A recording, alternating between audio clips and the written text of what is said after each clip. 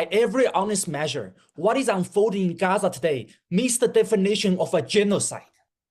Since Israel broke the January ceasefire, it has enforced a full blockade on the humanitarian aid in Gaza.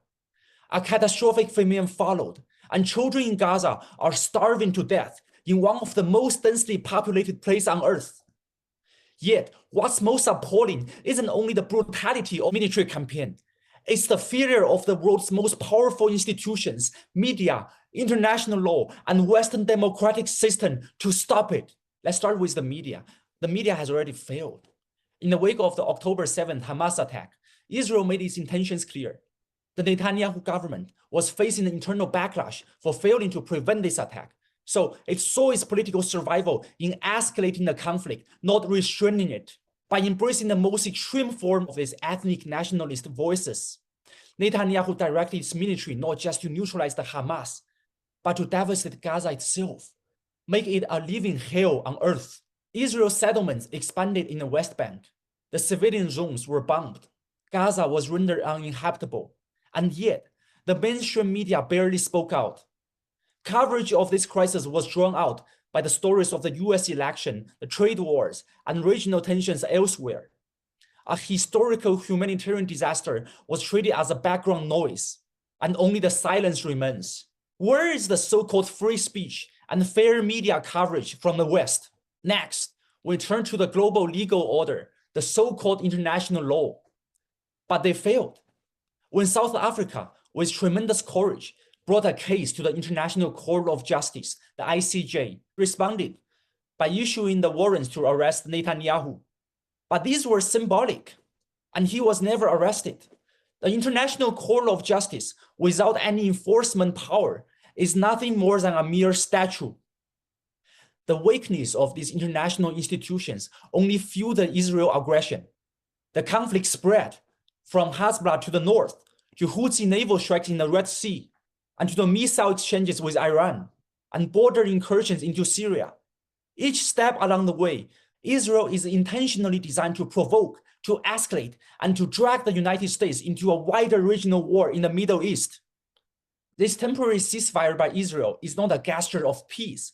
It is a pause for them to regroup, rearm, and reframe the offensive for a broader campaign against the peace-loving Palestinian people.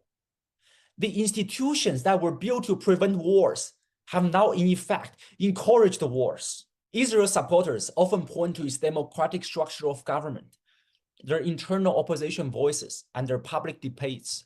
But let's be clear, that is merely a political drama show.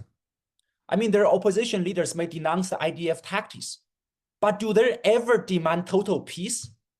Do they fundamentally embrace a viable two-state solution for the survival of Palestinian people? Their supposed diversity of Israel politics serves only one purpose, is to preserve the illusion of democracy, while its military machine of occupation goes on and on. Israel democracy has always excluded millions of Palestinian people. The Arab citizens of Israel are also treated as second class.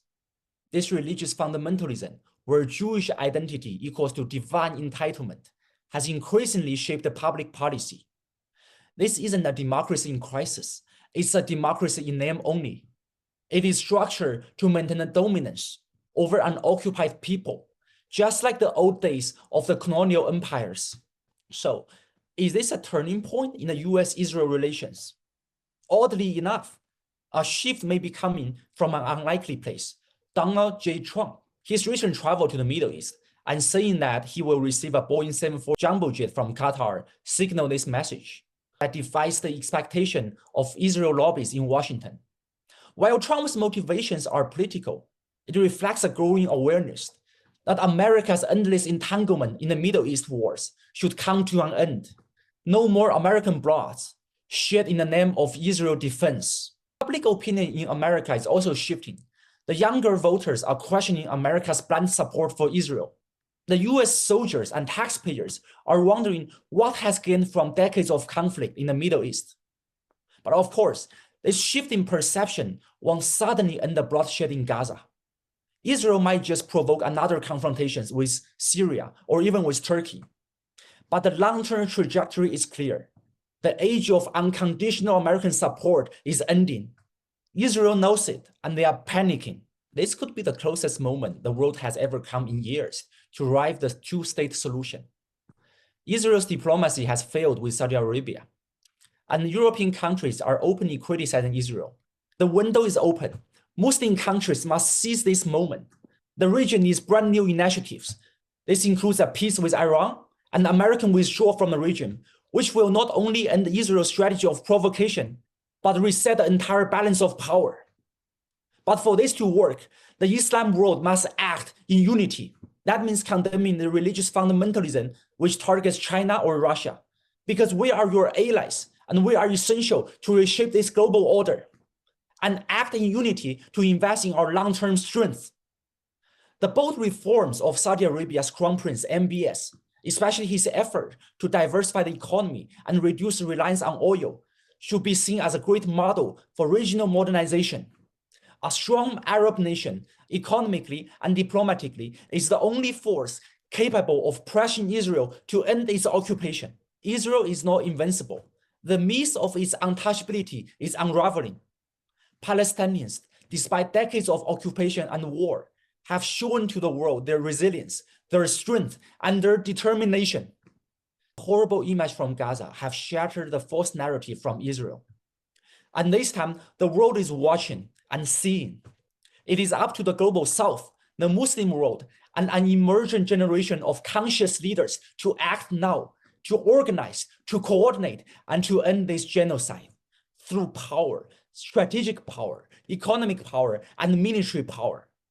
Because from the river to the sea, Palestinians deserve freedom, dignity, and a bright future.